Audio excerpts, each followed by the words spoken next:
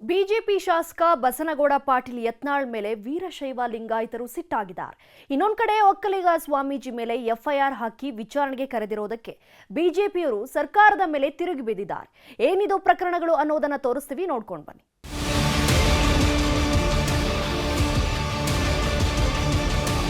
ಬಸನಗೌಡ ಪಾಟೀಲ್ ಯತ್ನಾಳ್ ನಿನ್ನೆ ಬೀದರ್ನಲ್ಲಿ ವಕ್ಫ್ ಆಸ್ತಿ ವಿವಾದದ ಸಂಬಂಧ ಭಾಷಣ ಮಾಡ್ತಿದ್ರು.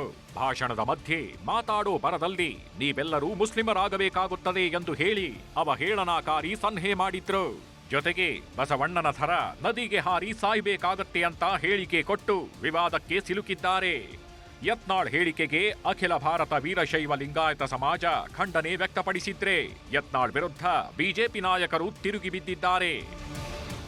ನಿಮ್ಮ ಆಸ್ತಿ ರಕ್ಷಣೆ ಮಾಡ್ಕೋಬೇಕಾದ್ರೆ ನೀವು ಹೊರಗೆ ಬಿಡ್ಬೇಕಾಗ್ತದ. ನೀವು ಹೊರಗೆ ಬಿಡಲಾರ್ಬಿಟ್ಟೆ ಬರೀ ಭೂಟು ಹಾಕಕ್ ಕೊಡಲ್ಲ, ಜಮೀನು ಹೋದ್ರು ಹೊರಗೂ ಬರೋದಿಲ್ಲ. ಅಂದ್ರ ಎರಡೇ ಆಪ್ಷನ್ ನಿಮ್ಗೆ.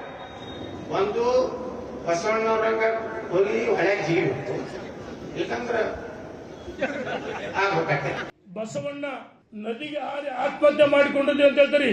ಬಸವಣ್ಣ ಕೇವಲ ವೀರಶೈವ ಸಮಾಜಕ್ಕೆ ಅಷ್ಟೇ ಅಲ್ಲ, ಅಣ್ಣ ಬಸವಣ್ಣ ಎಲ್ಲ ವರ್ಗಗಳಿಗೆ ಸಾಮಾಜಿಕ ನ್ಯಾಯ ಕೊಟ್ಟಂತವ್ರು, ಅಂದು ಮಹಿಳೆಯರಿಗೆ ಮೀಸಲಾತಿ ಕೊಟ್ಟಂತವ್ರು. ಹೌದಮ್ಮ, ಅಂತ ಮಾನವರ ಬಗ್ಗೆ ಅಪಮಾನ ಮಾಡ್ತಿಲ್ಲ. ನಾನು ಮಠಾಧೀಶರು ವಿನಂತಿ ಮಾಡ್ತೀನಿ, ಕೈ ಮುಗಿದು ಮಠಾಧೀಶರು ಚೀಮಾರಿ ಹಾಕಬೇಕಂತೇಳಿ ಮಠಾಧೀಶರು ಒತ್ತಾಯ ವಿನಂತಿ ಮಾಡ್ತೀನಿ ನಾನು. ಯತ್ನಾಳ್ ಬಸವಣ್ಣನವರು ಆತ್ಮಹತ್ಯೆ ಮಾಡಿಕೊಂಡ್ರು ಅನ್ನೋ ಪರೋಕ್ಷ ಹೇಳಿಕೆ ಕಿಚ್ಚು ಹಚ್ಚಿದೆ. ಆದ್ರೆ ಬಸವಣ್ಣ ಏನಂತ ನಮಗೆ ಗೊತ್ತು, ಇವರಿಗೇನ್ ಗೊತ್ತು ಅಂತ ಯತ್ನಾಳ್ ತಿರುಗಿ ಬಿದ್ರು. ಇವ್ರು ಬಸವಣ್ಣವ್ರಿಗೆ ಏನಾರು ಮಾಡ್ಯಾರೇನ್ರಿ? ಇವ್ರೆಲ್ಲಾ ವಿಭೂತಿ ಹಚ್ಕೊಂಡು ಅಡ್ಡಾಡೋರೆಲ್ಲ ವೀರಶೈವ ಮಹಾಸಭಾದ ಏನ್ ಮಾಡ್ಯಾರ ಹೇಳ್ರಿ? ಮೊದಲ ಅಲ್ಲಿ ಬಸವಣ್ಣವ್ರ ಶಿವಾನುಭವ ಮಂಟಪ ಏನೈತಲ್ಲ, ಪೀರ್ ಭಾಷಾಂದು ಹೋರಾಟ ಮಾಡತ್ ಹೇಳ್ರಿ. ಅವ್ರಿಗೆ ಸತ್ಯ ಏನೈತಿ ಬಿಜಾಪುರ ಬಾಗಲಕೋಟೆ ಜಿಲ್ಲೆದವ್ರಿಗೆ ಗೊತ್ತೈತಿ. ಬಸವಣ್ಣವ್ರ ಕೊನೆ ಏನಾಗಿತ್ತು ನಮಗ್ ಗೊತ್ತೈತಿ. ಯಾಕಂದ್ರೆ ಸಾವಿರಾರು ವರ್ಷ ನಮ್ಮ ಹಿರಿಯರು ಹೇಳ್ಕೊತ ಬಂದಾರ ಹಿಂಗಾಯ್ತು ಬಸವಣ್ಣಂದ. ಈಗೇನ್ ಗುರ್ತದ? ಸುಮ್ಮ ಒಂದು ಬುಕ್ಕ ಬರೀದು. ವಿಶ್ವಗುರು ಬಸವಣ್ಣನವರ ವಿಷಯದಲ್ಲಿ ಯತ್ನಾಳ್ ಆಡಿದ ಮಾತುಗಳ ವಿವಾದ ಇಲ್ಲಿಗೆ ನಿಲ್ಲುತ್ತೋ ಮುಂದುವರಿಯುತ್ತೋ ಗೊತ್ತಿಲ್ಲ.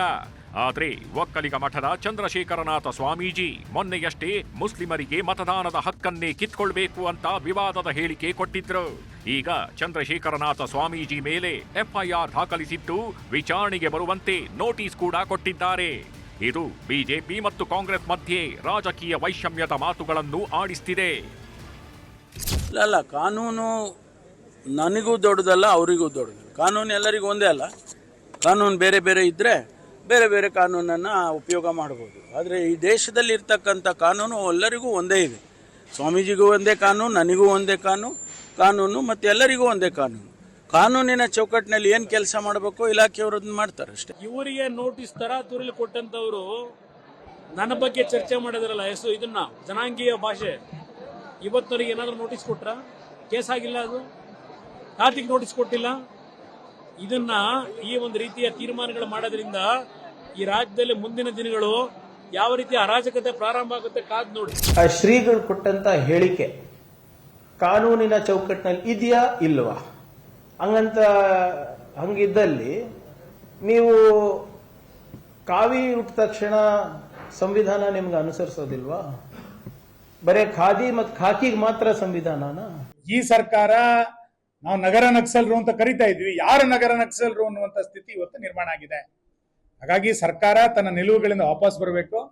ಸಾಧು ಸಂತರನ್ನ ಗೌರವದಿಂದ ನಡೆಸ್ಕೊಳ್ಳುವಂತ ಮೇಲ್ಪಂಕ್ತಿಯನ್ನ, ವ್ಯಕ್ತಿತ್ವವನ್ನ ಸರ್ಕಾರ ಬೆಳೆಸ್ಕೊಳ್ಬೇಕು ಅಂತೇಳಿ ನಾನು ಆಗ್ರಹಿಸ್ತೀನಿ.